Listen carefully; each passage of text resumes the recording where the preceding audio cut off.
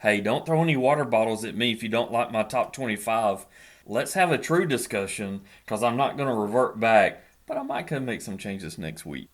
Okay, going into week 9, let's look at the 25 through 12, and I'll start off with the two teams that got knocked out of my top 25.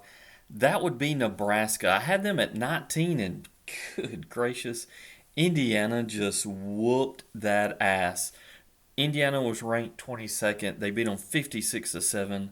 So Nebraska's out. And then I had just moved Arizona State into the top 25, and then they go out and lose to Cincinnati 14 to 24. So those two are the two teams that have been knocked out.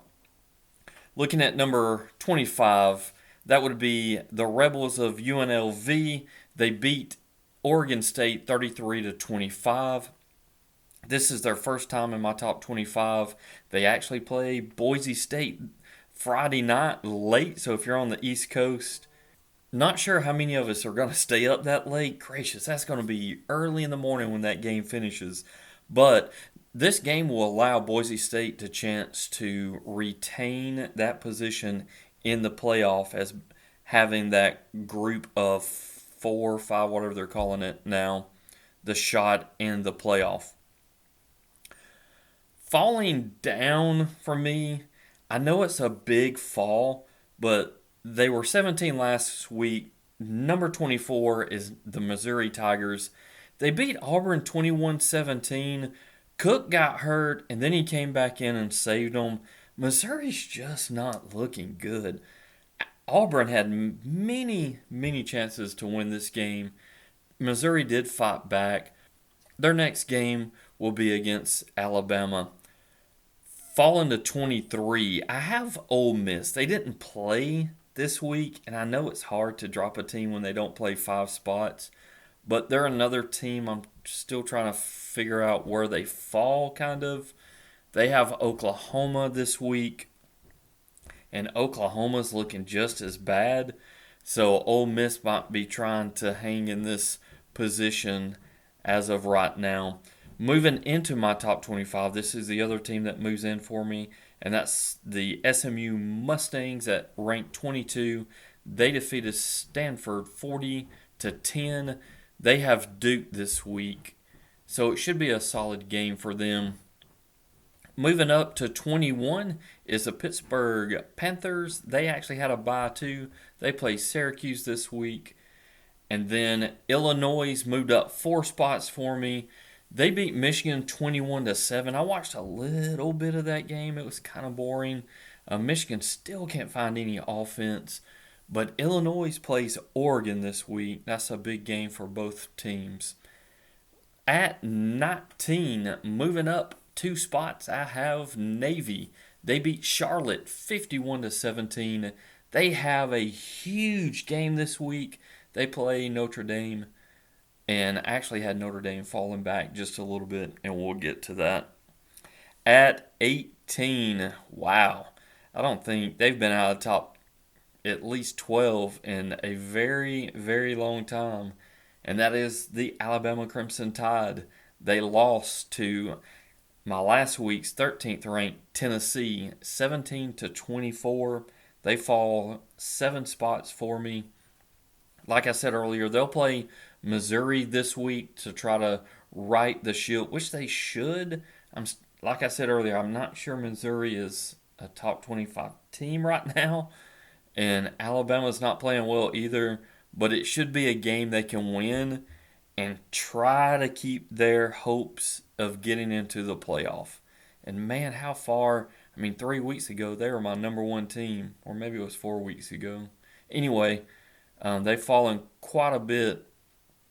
Moving up 3 spots at 17, I have the Black Knights of Army.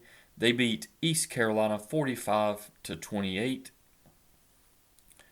They are looking very good. I actually have their quarterback moving up my Heisman list, and I'll talk about him briefly towards the end of my video. At 16, I have Indiana. Man, they lost Curtis Rourke, which is huge. He was playing so well for them. Man, they slaughtered Nebraska 56-7. The Hoosiers could be a force in the Big Ten. Should be very interesting. Um, Hopefully, Curtis Rourke will not be out too long because he is a vital piece in what Indiana is doing right now. The next two teams, they stayed at their same position, ranked 15th. Texas A&M, they had a bye this week. They do play LSU this weekend. Big game.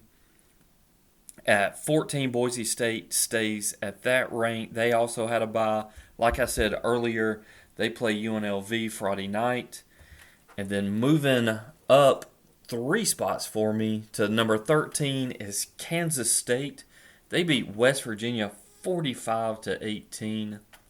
Kansas State will play Kansas this weekend. They have no top 25 games until the last game of the season against Iowa State. They still have to play Arizona State, and Cincinnati looked a lot better this weekend, so they still have some decent opponents before they get to that Iowa State game. Falling out of the playoff position for me at number 12 is Notre Dame.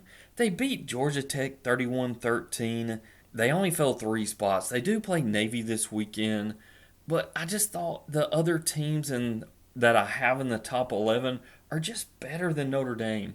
I mean, Notre Dame was struggling against Georgia Tech, and Georgia Tech didn't have King, which was huge. Without that quarterback of Georgia Tech, Notre Dame had it easy, and they just Georgia Tech hung around for a little bit. But for me, they're not a playoff team. That's why I bumped them to number 12, and that is your 25 through 12 for week 9. Moving into the playoff teams, at number 11, I have the Tennessee Volunteers. They had the big upset of Alabama, beating them 24-17. They actually did not score in the first half again. That's 3 straight games they have not scored in the first half. Just like they did in the previous week against Florida, they came back and scored enough points in the second half to win the game. They did the same against Alabama. Real quick, they were my 13th last week. They are AP 7th right now. The player of the game was Dylan Sampson. The running back had 139 yards with 2 touchdowns. Their next 3 games, they have a bye week, and then they go play Kentucky, who Florida just beat. Kentucky was looking pretty good, but Florida beat them pretty badly yesterday. And then they'll have Mississippi State, who is the whooping boy of the SEC this year. And then in 3 weeks, they head to Athens to play number 5, Georgia. Currently, I want to start doing these now. I think that since we've gotten 8 weeks through the season, I can start looking at offensive rankings in defensive rankings in the nation.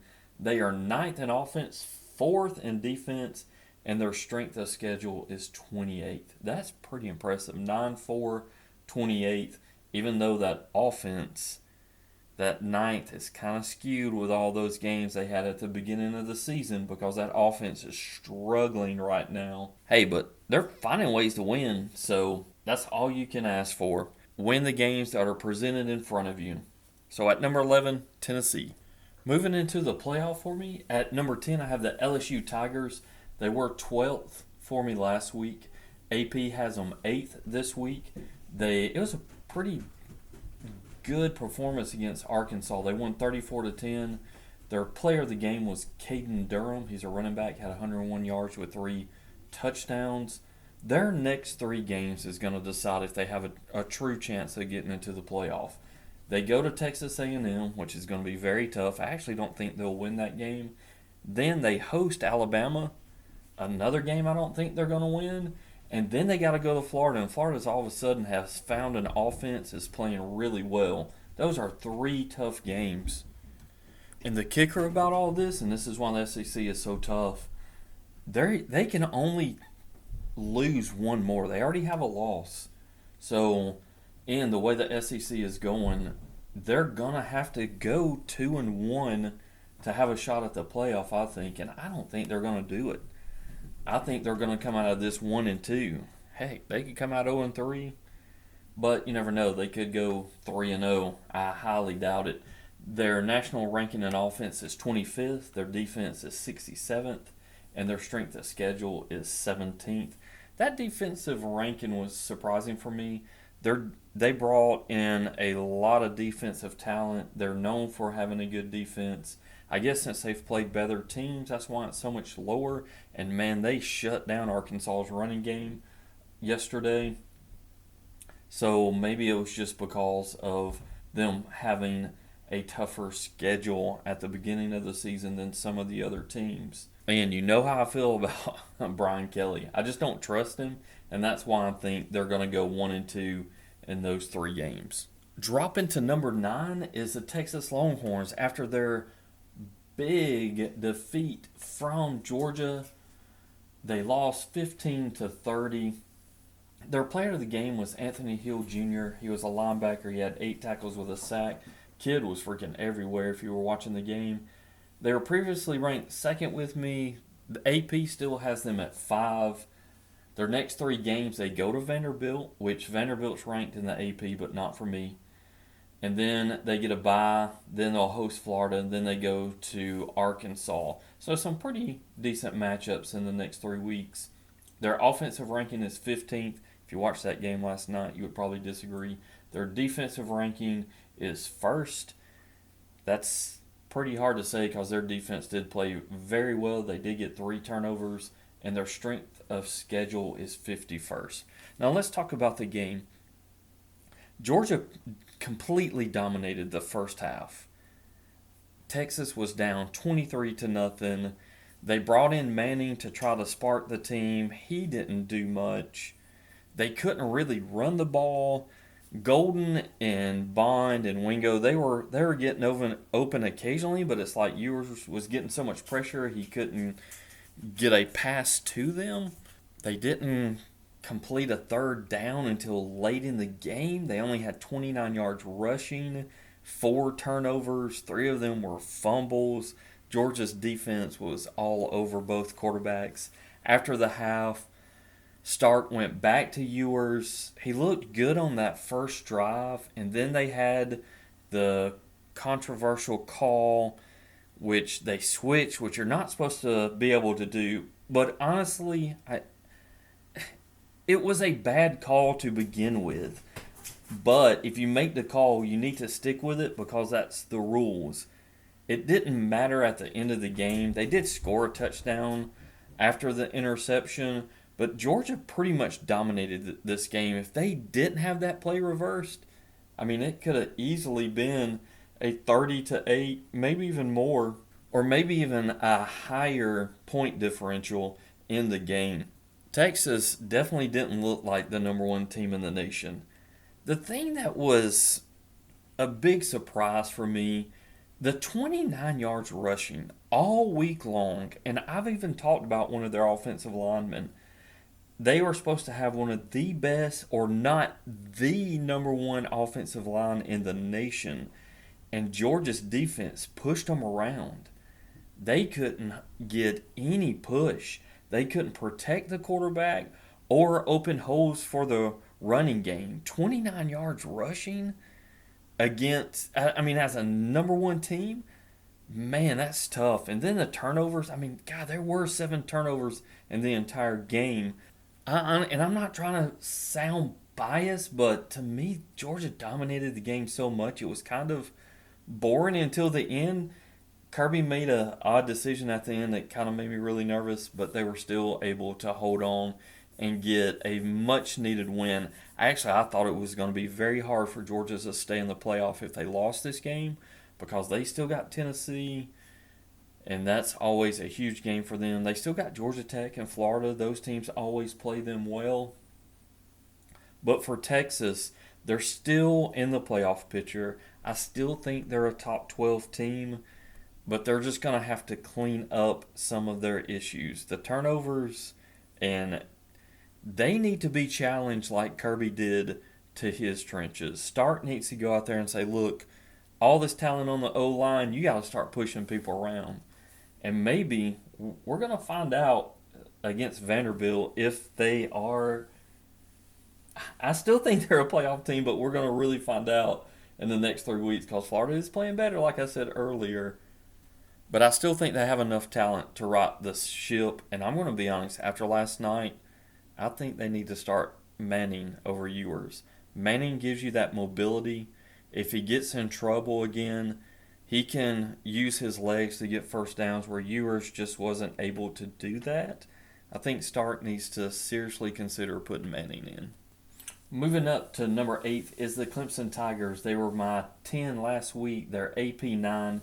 They defeated Virginia 48-31. Their player of the game, be careful with this name, Wade Woodaz. The linebacker, 7 tackles, a sack, a forced fumble, and a pass defended.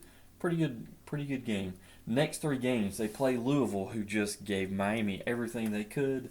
And then they go to Virginia Tech, who is still a good football team.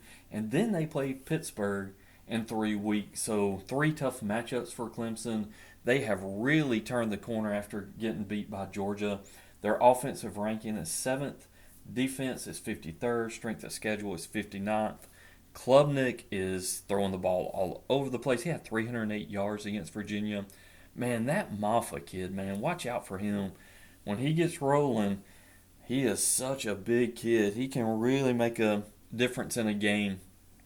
And that defense is starting to play much better. Watch out for Clemson.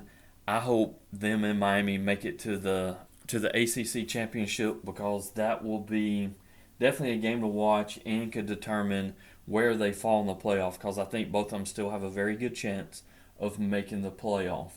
But kudos to Dabo for getting this team turned around and playing well. We know how good of a coach he is. I just wish he would jump into the transfer portal some more. On to number 7. They didn't move for me this week, but it's Ohio State Buckeyes. They had a bye week. They're still in the top 5 in the AP. They're 4th. Their next 3 games is Nebraska, and then the big one when they go to Happy Valley and play Penn State, and then they'll have Purdue. Their offensive ranking is 6th. Their defense is 2nd, and they're the 36th strength of schedule ranking. Pretty good. Ohio State is definitely a good team. I would be very, very surprised if they do not make the playoff. But not much to talk about this week, so Ohio State stays at 7. Also remaining at their spot for me last week, at number 6, I have the Iowa State Cyclones. They're AP 10th. They defeated UCF 38-35. Man, it was close.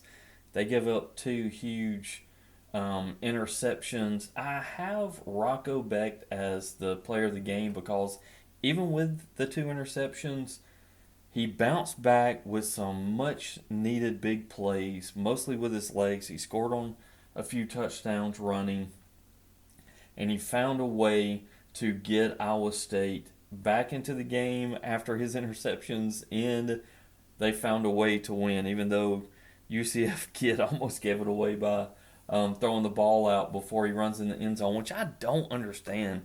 I'd tell those, I'm like, look, run all the way back in the back of the end zone before you drop the ball. It's crazy how much that's happened over the past 10 years. Their next 3 games, they get a bye, then they'll host Texas Tech, then they'll go to Kansas, and then they'll host Cincinnati. Texas Tech is pretty good. Kansas should pose no threat. Cincinnati just beat Arizona State. So 2 of the next 3 games could be pretty tough. Their offensive ranking is 32nd. They were top 5 defense for a little bit. Now they're playing better teams. They're still hanging on in the top 20. They're 17th. But that strength of schedule, 80th, that's pretty tough. They have one of my favorite coaches in the nation, Matt Campbell. I think they're going to stay undefeated until they play Kansas State, the last game of the season for them, which could determine who goes to the Big 12 championship to play BYU or whoever it may be. But they were able to pull out that win against UCF and stay in my top 10. Staying in my top 5 would be the BYU Cougars. They are currently AP ranked number 11th. They had a dogfight yesterday, just like a lot of the Big 12 teams did. They defeated Oklahoma State 38-35, a familiar score with the Big 12 in two of their bigger games this weekend. Their player of the game was LJ Martin, a running back, had 120 yards with two touchdowns. Their next three games are at UCF, at Utah, and then they host Kansas. Utah and Kansas pose no threats to me. I expect UCF to give them the same amount of a dogfight that they did Iowa State. Their offensive ranking is 63rd, defensive ranking is 30th, their strength of schedule is 55th. So they're going to have to win out and win the Big 12, I think, to make the playoff.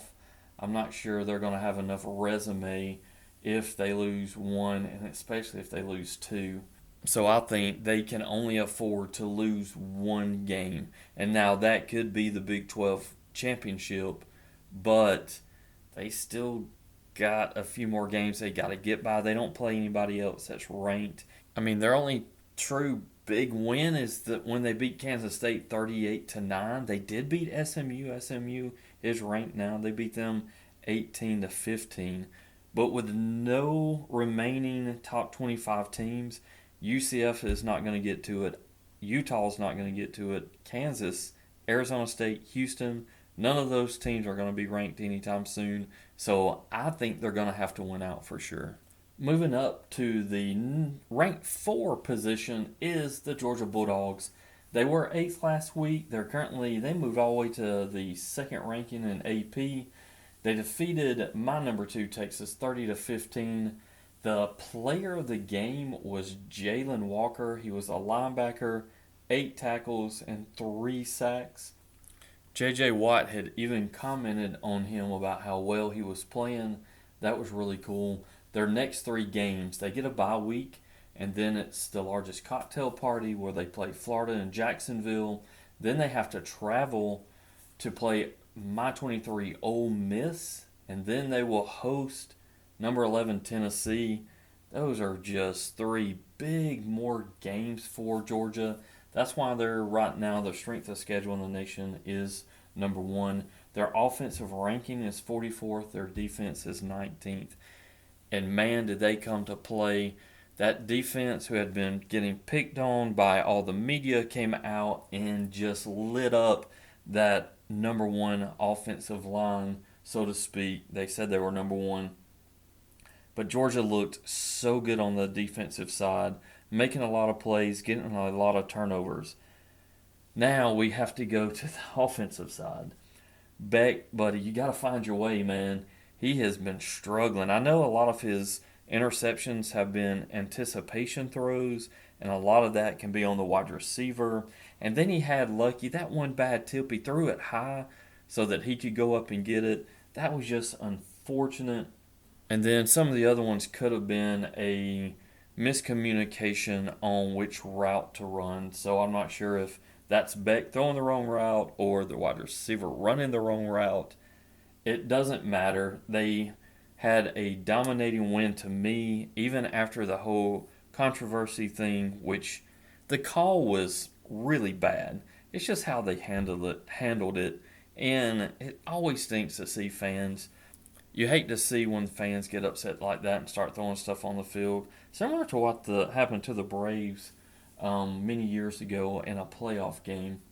Hey, Kirby had this team ready, and they put on a great performance on the defensive side. They still got to figure it out on the offense, but I think they will. The only thing is, man, their next 3 games, you can't let up. It's like Kirby's always saying, come play in the SEC. Every week, it's a tough game.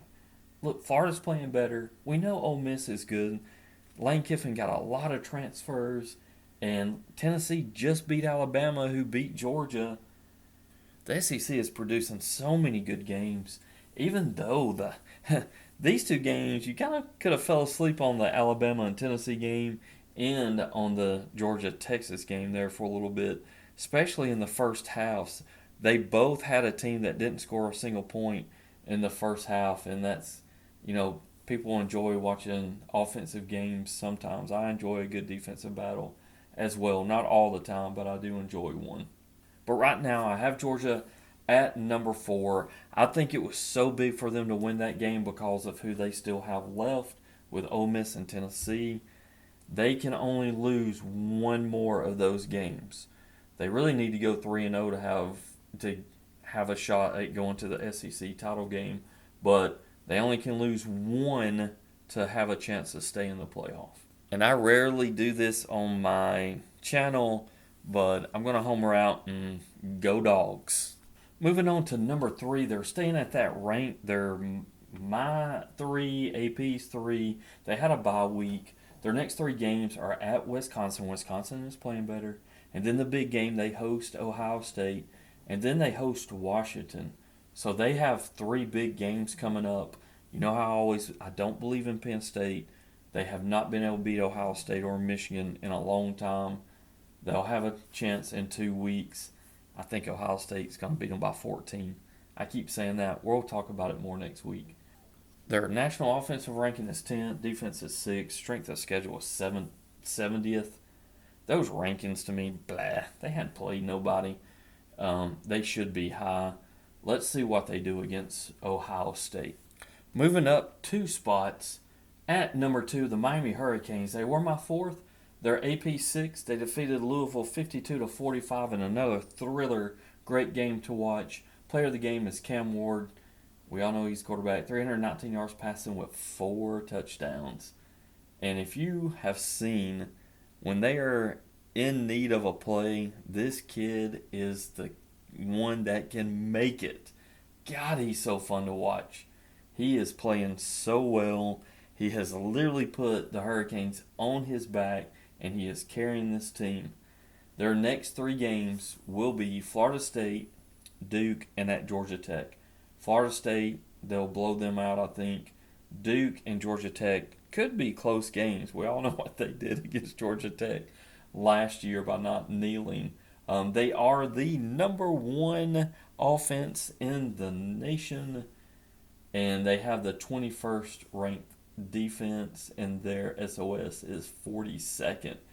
And they are loaded on offense. We all know Ward is one of my Heisman candidates. Damian Martinez is a very good back. They're loaded at wide receiver with Restrepo. I almost couldn't say that. Horton, Brown, George. Their tight ends, they have some pretty decent tight ends. This team is fun to watch. And, man, Louisville and them, they put on a show. That was a great game to watch. At first, it looked like Miami was going to pull away and have a much bigger win. But Louisville just kept fighting and fighting. What a fun game. I mean, if you love offense, that's the game you watch. If you like more defense, you watch Tennessee and Alabama. Or maybe the Tennessee and Alabama game might be the lack of offense more than defense. But that's why I have Miami at number 2. Is because Cam Ward is making a difference. And in these big games, he's finding a way to win. God, please stay undefeated and Clemson's win out so that we will have an incredible ACC championship game. But Miami's at number 2. Remaining as the number 1 team for Spider Red is the Oregon Ducks. They're AP number 1. They defeated Purdue 35-0. The player of the game is, and hang on here, I'm going to try, it's Tayatum Tuioti. He's a linebacker, 6 tackles and a sack. Their next 3 games, they play Illinois. They host them. They're my number 20. Then they go to Michigan, which Michigan can't find an offense. They should win that game, as well as Texas beat Michigan. And then they have Maryland. Their offensive ranking is 21st, defense is 15th, and their strength of schedule is 39th. Oregon just keeps rolling. And they have, after Illinois, nobody else is ranked right now. Michigan is, I don't think they're going to get back into the top 25. Maryland, Wisconsin, probably not. And Washington, maybe. I don't know. But after Illinois, they can ride it all the way out into the Big Ten Championship, which to me, they would either be playing Ohio State or Penn State. And I would think that would be a rematch with Ohio State. But there you have it. The teams that are in my playoff going into week 9. So let's go through the playoff bracket. We'll start in the top left hand corner with Oregon at the number 1 seed. Then you would have number 8 Clemson playing the 9 seed Texas. Boise State still holds that power of 5 automatic bid. They would play the 5 seed Penn State. BYU is still the 4 seed as the Big 12 championship. Top right hand corner, you now have Georgia, the SEC championship, at 3. Tennessee is the 11 seed playing Iowa State, the 6 seed. LSU is the 10 seed playing Ohio State, the 7 seed. And now Miami, the ACC champion, would be the 2 seed. And that is your playoff for or going into week 9. Moving on to the Heisman watch. At number 4, man, Travis Hunter, they took him out of the game. I can't have him in the top 3 with him not playing enough. He's got to keep his stats up. He's got to play to have a shot at winning the Heisman. I think from here on out, he's going to have to play to have a shot, and I hope he does because he's such a good talent. I moved the linebacker out of Navy, Colin Ramos, up to 5. The Army quarterback, Bryson Daly, is now at my number 6. And Trey Harris had a bye, so I knocked him back 1 spot to number 7. That brings us to the 3 that would go to New York. At number 3, I have Sean Dullock from Buffalo. He is their linebacker. Look, this kid, I don't care what team you're playing for, but when you're getting this kind of tackles and you're all over the field, it's pretty impressive. He has not had a game where he's at least been in 10 or more tackles. He's also got 3 sacks. He has a couple of picks. We should reward kids that are playing this well. Now, my number 2 spot, he fell back 1 spot because he had a bye week, but I've always said I like to keep everything fluid on my top 25. Ashton Genty falls 1 spot to number 2 because Cam Ward and that performance against Louisville has now put him in the spot where I think he should win the Heisman. I wish they'd invite like 5 to 7 kids. At least 7 kids to New York. I think that would be so much fun, and they would have plenty of time to do little inserts on them and maybe cut down on the other 3. But that's my Heisman watch for week 9. No grandson to finish off the video this week, but as always, thank you for listening to Spider Red. Hit that subscribe, like, whatever, all that good stuff. Later.